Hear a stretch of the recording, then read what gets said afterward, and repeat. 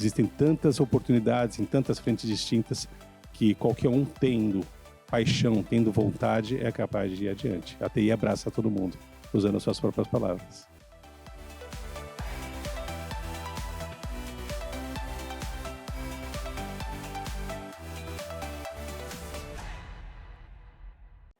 Momentos de emoção, momentos de surpresa e, principalmente, descobrindo histórias que vão tocar o seu coração numa trajetória linda profissional do meu entrevistado de hoje. Alexandre Junqueira, um grande prazer poder te receber aqui para esse bate-papo. Tudo bem com você? Tudo ótimo, Renato. O prazer é todo meu. Faz tempo que eu estou para vir aqui, finalmente conseguimos. Muito bacana. Te receber aqui, Junqueira, é uma alegria para nós, principalmente sabendo que por trás de um grande profissional como você, né, ou seja, reconhecido, premiado, né, pelo seu bom trabalho, saber que por trás tem um ser humano tão especial, e fica aqui meu muito obrigado pela generosa contribuição que você está nos dando aqui no nosso programa. Parabéns. Obrigado, Renato. Vamos lá. Muito legal. Junqueira, como a gente sempre começa as nossas conversas aqui, que é conhecendo ainda mais os grandes executivos da TI brasileira na sua essência, né? Do nosso lado humano que somos. E a gente fala muito isso, né, nas nossas profissões, né? A humanização, né, das nossas posições, a humanização da tecnologia também. E eu queria começar te perguntando um pouquinho sobre a sua história, né? Você nasceu em São Paulo, é paulistano, né? E queria que você contasse um pouquinho desde o início. Ok, Renato. De fato, sou nascido em São Paulo, nasci na Bela Sintra. Bela Sintra. Lá na maternidade Frei Caneca. Fiquei lá por um ano naquela região. Com um ano de idade, meus pais se mudaram para a zona oeste de São Paulo, bairros que ainda estavam crescendo, Alto da Lapa, Alto de Pinheiros, etc. E vivi a minha vida inteira, e ainda vivo, nessa região de São Paulo, Alto da Lapa e agora na Vila Leopoldina. Nasci em 70, tenho hoje 53 anos completos. E vivendo na Lapa, né, tinha muitos colegas de rua, moravam em casa, né, então colegas da rua, aquelas brincadeiras da década de 70 que eram muito legais, de jogar futebol na rua, chutar a bola no portão do vizinho, pega-pega, esconde-esconde, fechada, taco. Então uma infância muito legal de poder curtir ainda no momento em que não tinha tanta violência, tanta preocupação com as crianças na rua, né? É verdade. Um pouco do que talvez ainda consiga no interior, mas na época em São Paulo era possível, hoje infelizmente já não é mais tanto. Que bacana. Foi uma infância muito gostosa, muitos amigos de rua, como eu mencionei, muitos primos, a família grande, né, tanto do lado de pai quanto do lado de mãe, então muitas viagens, tios que tinham sítio em Mojimirim, sítio em Nazaré Paulista, então muita chance de viajar, né, e de passar finais de semana com os primos. Foi uma infância realmente muito gostosa, muito proveitosa. Que bacana, ou seja, você dos anos 70... uma geração que buscava muito, né, a realização profissional e buscar inspirações. E nós estávamos conversando aqui, né, Junqueira, que você tem uma particularidade na sua história que é muito bonita, né? Ou seja, a TI chegou na sua vida, né, por um caminho que talvez seja o melhor caminho que a gente possa receber essa carga, né, pelo seu querido pai. E eu queria começar transicionar um pouco a nossa conversa, lembrando um pouco dessa juventude, desses primeiros insights do trabalho, das referências que você teve, né, do que era uma carreira, do que era uma carreira de sucesso também. Acho que você tem uma passagem bonita aí. Sim, é um ponto, inclusive, que me emociona um pouco, por isso que já começamos a entrevista um pouco emocionados, né? Bom, meu pai já não está mais com a gente, infelizmente, ele faleceu com 78 anos, há poucos anos atrás. Mas ele foi, para mim, sempre uma inspiração no que se referia à carreira, né? Meu pai se formou como engenheiro eletricista do Mackenzie, trabalhou em empresas do setor elétrico também, coincidentemente. Ele foi funcionário da CESP há muitos anos, construção de usinas, sempre me ajudou nos trabalhos de escola, quando temas eram relacionados a esse assunto, e eu sempre puxava esse tema para os trabalhos de escola. E muito pequeno, com 6, 7, 8 anos, eu costumava acompanhá-lo, às vezes, nos finais de semana, quando ele precisava fazer um trabalho extraordinário, na loja de Cred, né, uma empresa de crediário de lojistas, que já não existe mais há muitos anos, onde ele era diretor de TI, né, passando por essa carreira de engenheiro, trabalhando em empresa do setor elétrico. Ele até chegou a essa posição de profissional de TI, né, trabalhando com COBOL, CPD, aqueles ambientes de tecnologia que para uma criança de 7, 8 anos eram completamente futuristas, né, e a gente o acompanhava na semana e aquilo para mim era uma inspiração. E sentava na cadeira dele, brincava de girar na cadeira, tinha aquela lembrança, né? Que legal. E isso dá até um pouco de valor quando a gente tem a oportunidade de levar os nossos filhos para os ambientes de trabalho. Eu faço isso com muito carinho porque eu lembro o quanto isso marca uma criança, né?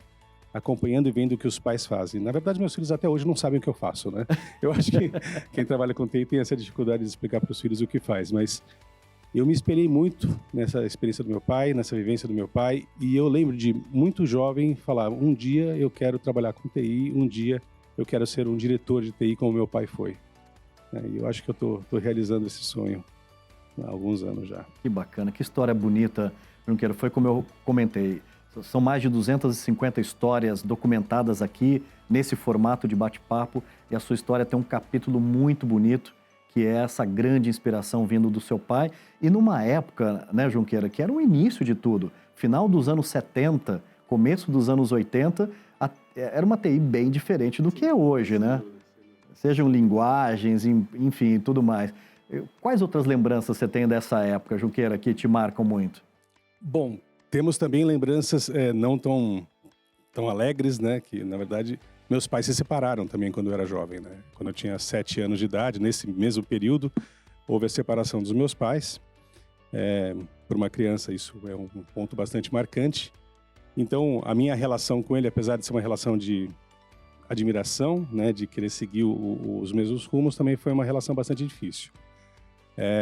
E ainda dificultado pelo fato de que eu comecei a trabalhar com ele, né? Ou seja, o meu primeiro trabalho em TI, depois de começar a aprender um pouco sobre programação basic, etc., em casa, com 12, 13 anos, todo mundo já deve ter tido um TK-85, um TK-2000, um Unitron de 48K de memória, coisas do tipo. Fui aprendendo a fazer programação, etc., e meu pai saiu da Logicred, onde ele era o diretor de TI, com 45 anos, um pouco mais, 46, e fundou uma software house. Chamava-se Flex Sistemas, baseada numa linguagem de programação chamada Dataflex, que concorria muito com o Clipper na ocasião, para desenvolvimento de sistemas para pequenas empresas. E eu, com 15 anos, aprendi a Dataflex. Meu pai e um cunhado dele do segundo casamento abriram a empresa e passaram a fazer a parte comercial, de relacionamento, de vender, e quem efetivamente desenvolveu o código era o Alexandre Junqueira lá atrás, que ficava no escritório, né? E tinha toda a missão de desenvolver código. Modéstia à parte, fazia isso muito bem, então a gente tinha muitas missões bastante difíceis, porque meu pai vendia, às vezes, um produto que nem sequer estava acabado, e eu tinha poucos dias para entregar o produto. Então foi bastante interessante, foi um período de quase 6 anos que eu fiquei trabalhando com ele, que foi durante o meu colegial na escola e os 4 anos de faculdade que eu fiz na USP até 91. Então foram 86 a 91, foi um período aí de trabalho com ele. Então a relação pai-filho tinha que ser esquecida no momento do trabalho, tinha a questão do relacionamento com a minha mãe, etc e tal, e obviamente tudo isso criava um ambiente de alguma conturbação, mas que a gente aprendeu a administrar bem e a gente conseguiu depois conviver muito bem até o final dos dias dele. Muito bacana, que história bonita. Eu sou filho de pais separados também, com 5 anos, eu sei exatamente a barra que nós passamos, né, para seguir essa jornada, e que bom, né? Temos aqui, né, essa condição de poder contar um pouco de uma história real, né, Junqueira? O que a gente está trazendo aqui são histórias reais de uma vida, né, de um profissional e tudo mais.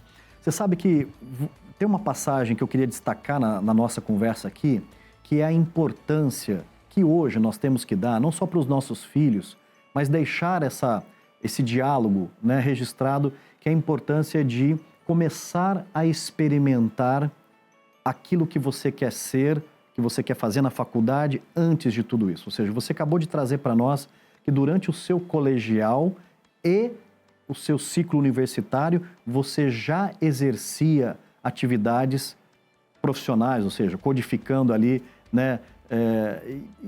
E eu queria te perguntar isso, Junqueira, assim, é importante isso hoje, né? Ou seja, a gente preparar os jovens um pouco mais cedo, né?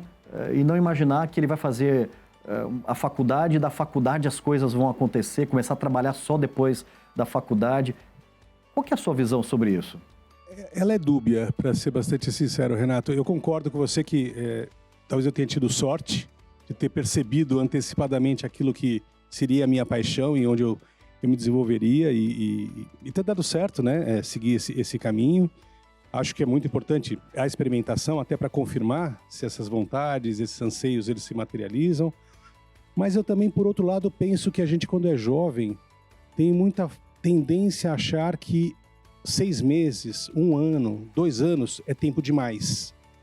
E quando a gente tem os nossos 50 e poucos, a gente começa a ver que se eu tivesse perdido 1 ano, 2 anos, 3 anos, experimentando alguma coisa e tendo que dar um passo atrás e recomeçar, não teria sido tanto tempo perdido assim, né? A gente tem que se formar e se capacitar e escolher o que quer ser o resto da vida com 17, 18 anos, fazer um curso de formação de 4, 5, 6 anos e depois fica trabalhando 35 anos, 40 anos, 50 anos com aquilo, né?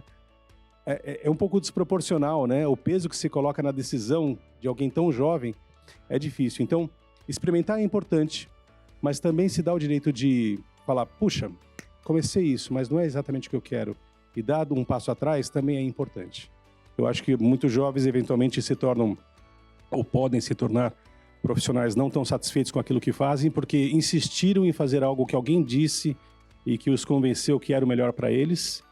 E depois de 4 ou 5 anos estudando aquilo, falaram, não, vou ter que seguir adiante porque eu já gastei 4 anos da minha vida, 4 anos da minha vida fazendo isso. Então eu acho que também tem que ter um pouco de experimenta para testar, mas se não der certo, volta atrás. Eu acho que não tem nada de errado com isso. Eu, pelo menos com os meus filhos, insisti muito nisso.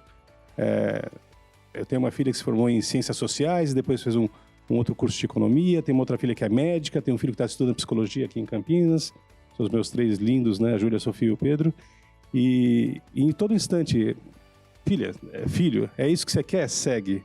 Não é? Você é muito jovem para comprometer os seus próximos 40, 50 anos. Volta atrás e faz o que você quer, aprende. E a gente nunca para de aprender, né, Renato? Não tem esse período de que você faz a faculdade e acabou, o resto da sua vida você tem que exercer aquilo que você estudou por 4, 5 anos. Você pode ir se reinventando a cada momento.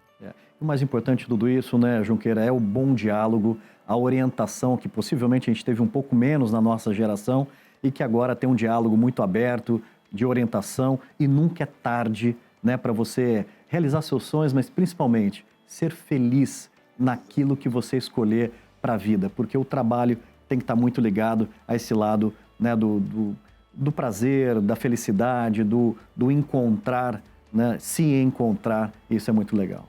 Palavras da minha mãe, que certamente muitas mães já disseram, mas ela sempre me dizia, em qualquer instante quando eu estava estressado no início de carreira, você trabalha para viver, você não vive para trabalhar. Perfeito, bela frase, é isso.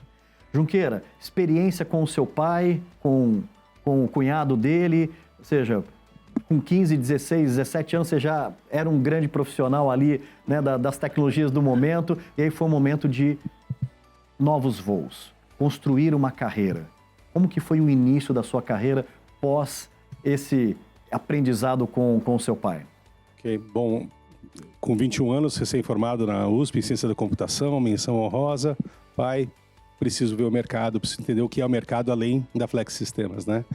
O primeiro emprego foi na Sucos Maguari. Sucos Maguari. Mas lá foi muito rápido, porque a Sucos Maguari foi vendida para a Fleetman Royal logo na sequência, depois eu fui para uma indústria química belga chamada Solvay, trabalhando bastante com desenvolvimento de sistemas, principalmente. E aí surgiu a oportunidade de atuar como um coordenador de uma equipe de consultores na Parmalat, né? Foi bastante interessante, foi com um colega com quem eu havia trabalhado na Maguari.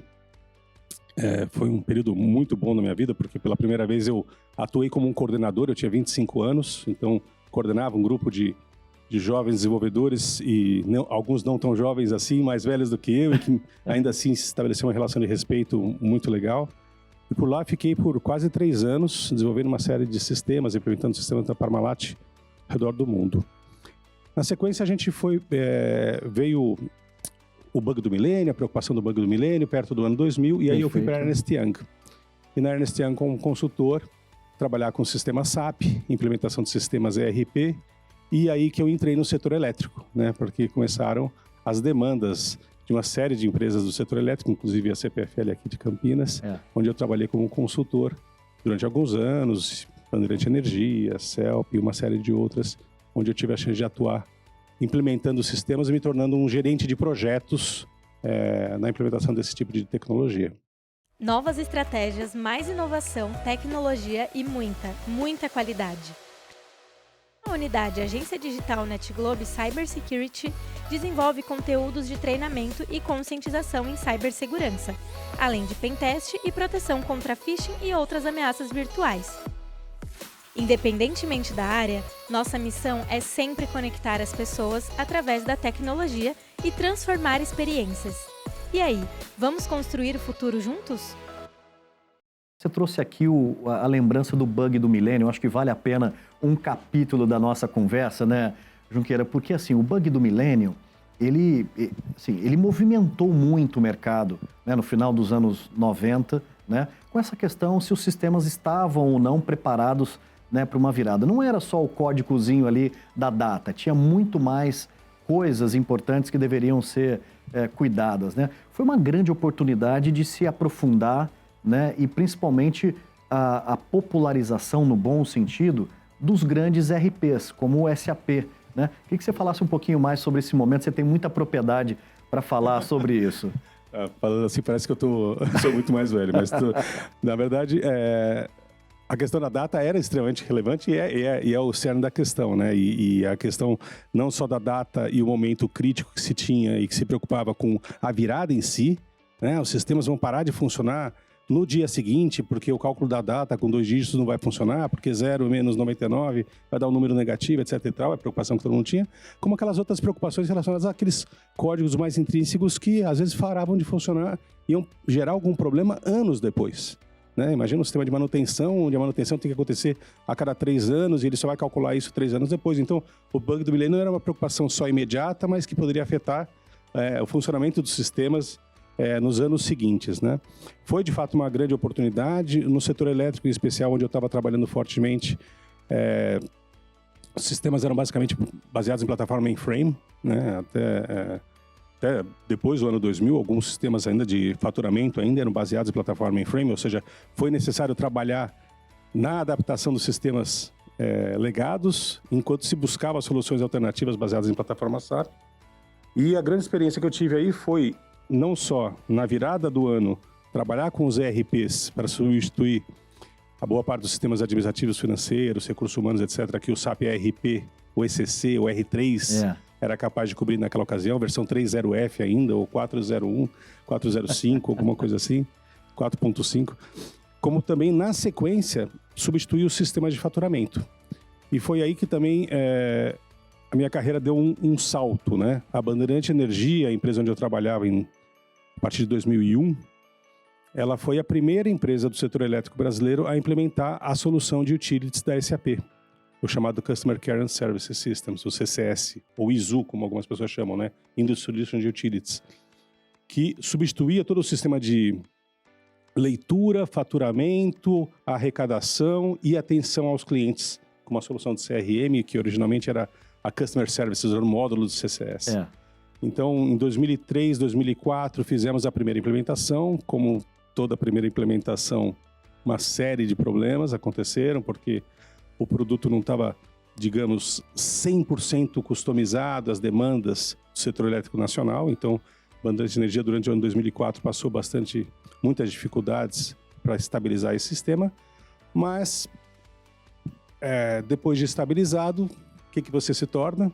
A referência daquele que foi o pioneiro, que foi o primeiro, que aprendeu, que sabe onde estão as dificuldades, né?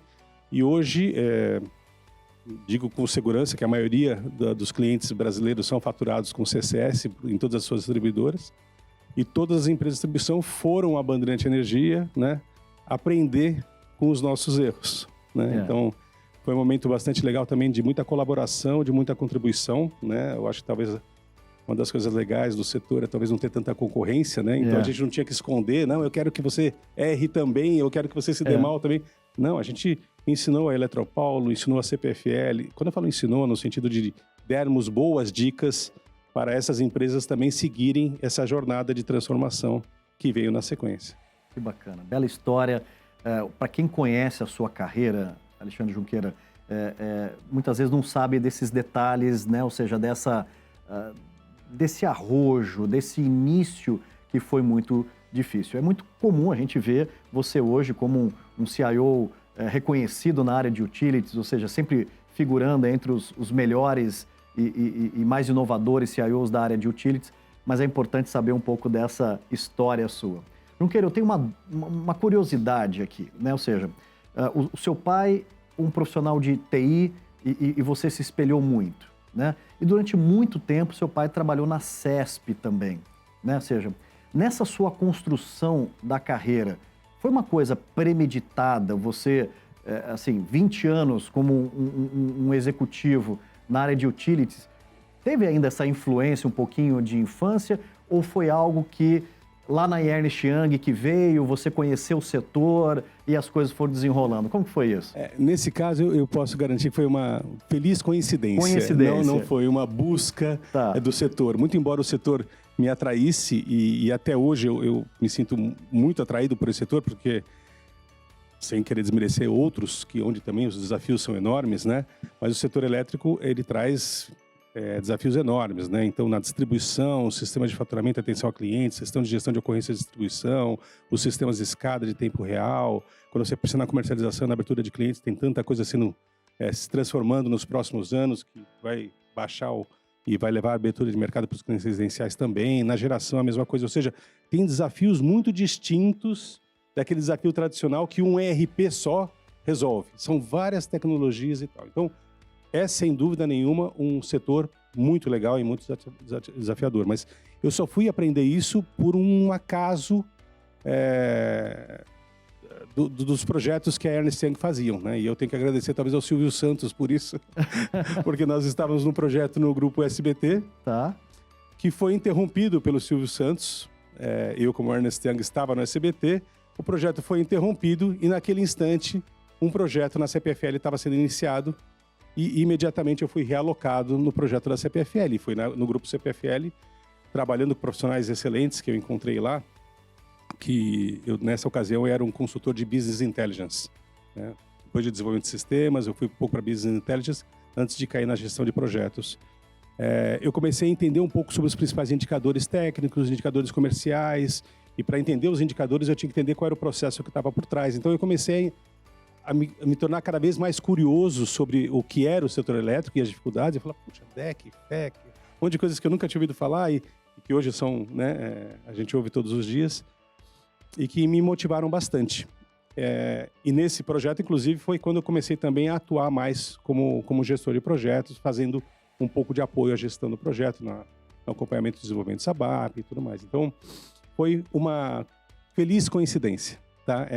Ter ido ou ter iniciado carreira também no setor elétrico, onde meu pai teria trabalhado na época de geração. Que bonita carreira, muito legal. E quem quiser conhecer mais a história do Alexandre Junqueira, está aí, não só nessa história, mas toda a sua trajetória, que nós vamos deixar menções aí nas publicações.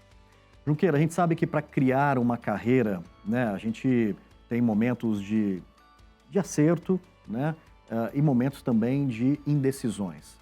E um dos capítulos que a gente gosta de conversar aqui na entrevista são aqueles momentos de encruzilhada na nossa carreira. E eu tenho certeza que você tenha passado por algum momento de uma encruzilhada, ou seja, tomar uma decisão, né? Uma decisão que poderia te levar para um caminho ou para um outro caminho. Vem na sua lembrança, né, durante a sua construção, um momento que você teve que parar, né, e decidir um caminho, né? Um caminho menos técnico, mais gestão, uma troca de companhia ou uma decisão importante de uma mudança. Queria que você abrisse esse capítulo nessa conversa nossa.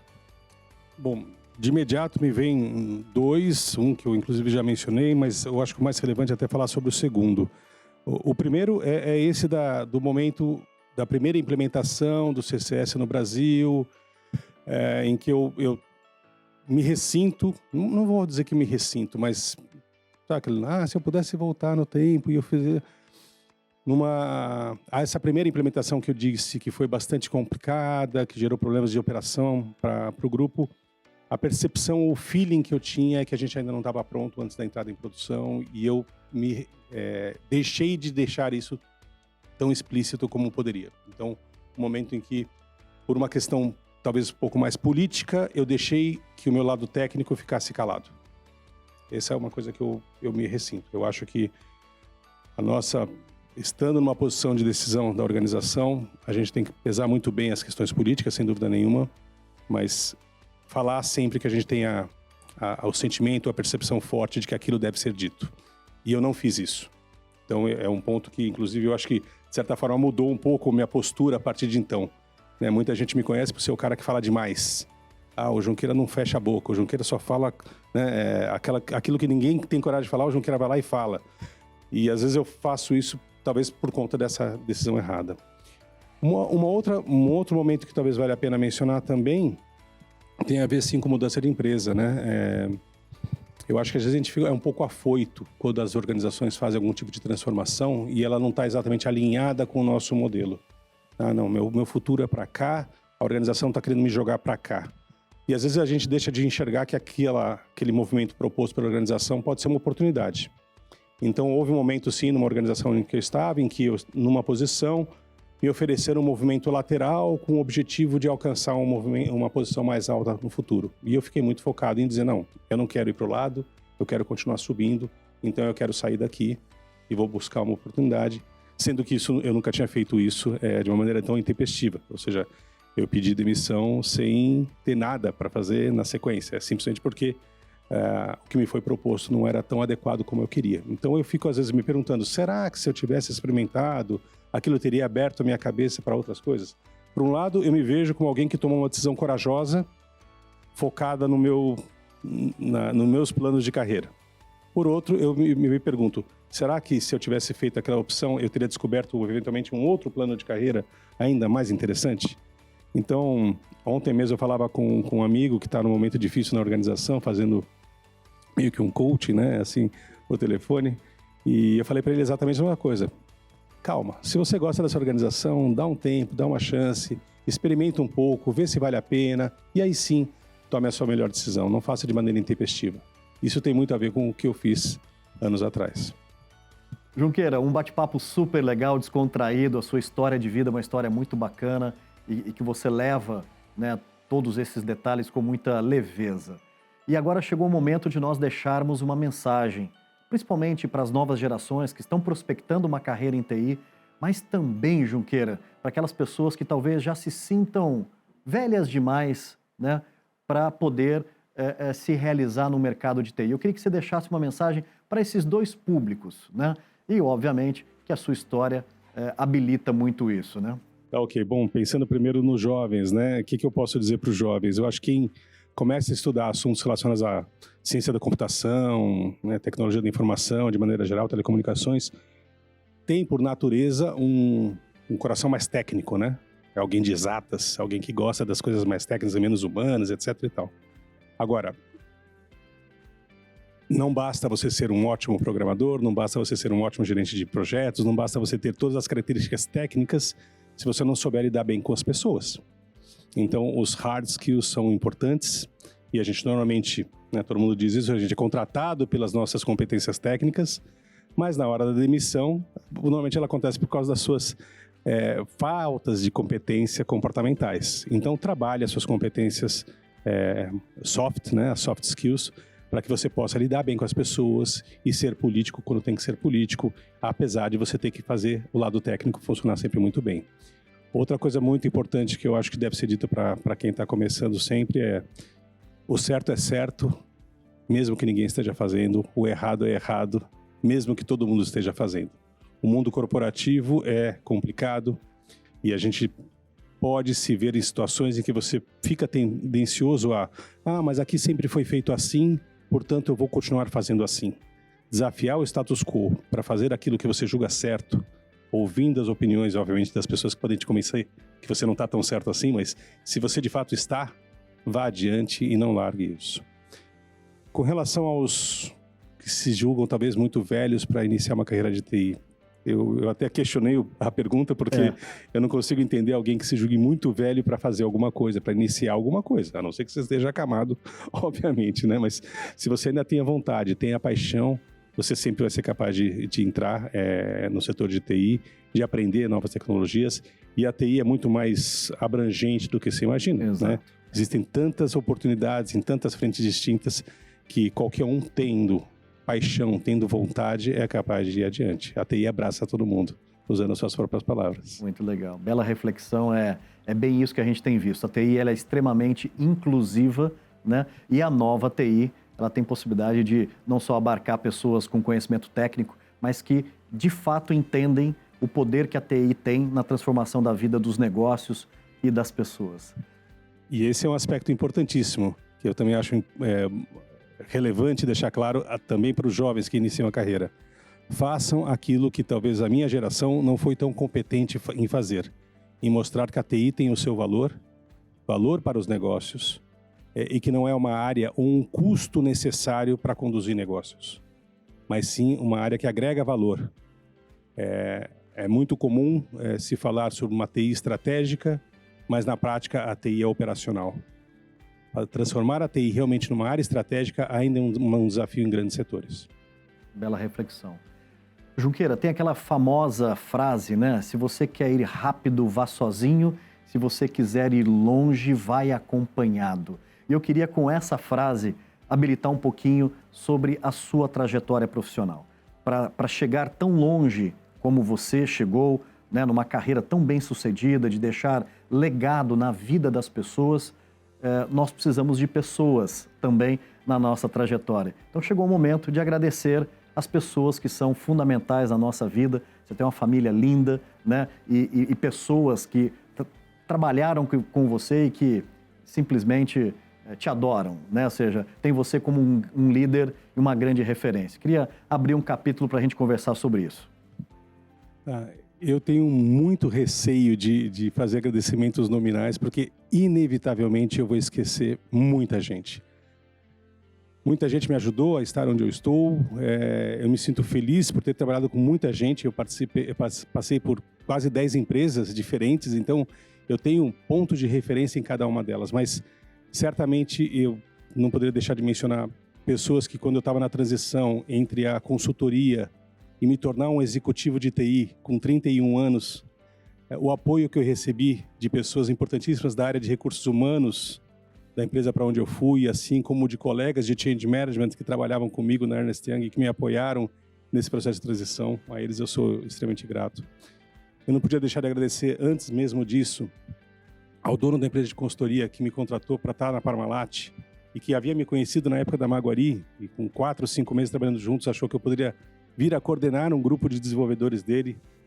Esse cara foi fundamental na minha vida. Eu só não estou mencionando os nomes porque eles vão saber se eles virem esse vídeo. E tantos líderes que eu tive nas organizações por onde eu passei e que não só confiaram em mim, né? O meu primeiro diretor administrativo financeiro, quando eu me tornei executivo da primeira empresa do setor elétrico quando eu trabalhei, foi incrível, né? Houve uma transição de posição e ele me entrevistou quando o processo já tinha sido finalizado. Ele me entrevistou e falou: cara, eu vou apostar nesse jovem de 31 anos para assumir tamanha responsabilidade. E ele foi fundamental, foi um grande parceiro nisso, porque sempre me apoiou, me desafiou.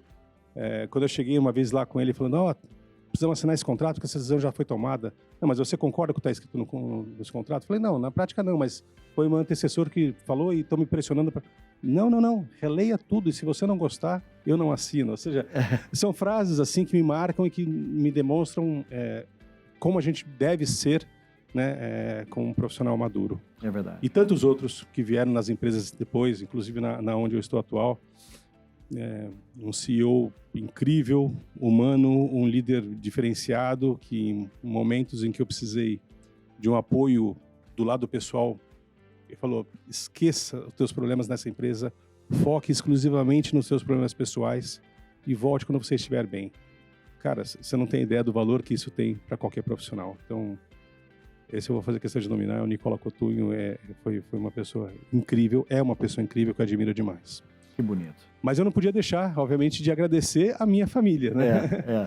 Eu falei da Júlia, da Sofia e do Pedro, que são os meus filhos, que, como eu disse até hoje, não sabem o que eu faço, né? Não entendem ainda, mas sabem que é importante, sabem que tem propósito, sabem que não é simplesmente bits e bytes, mas que tem gente por trás dos projetos que eu faço. Muitas vezes chegam para mim e falam: pai, não briga tanto com esse cara, tadinho, não sei o quê, porque eu estou dando um esporro num gerente de projeto que não entregou alguma coisa que era esperado. Não pega mais leve. Tipo, elas me ajudam com os meus soft skills, quando os meus estilos mais agressivos vêm à tona. E mais importante de todas as pessoas que eu posso nominar é a Silvia, minha mulher.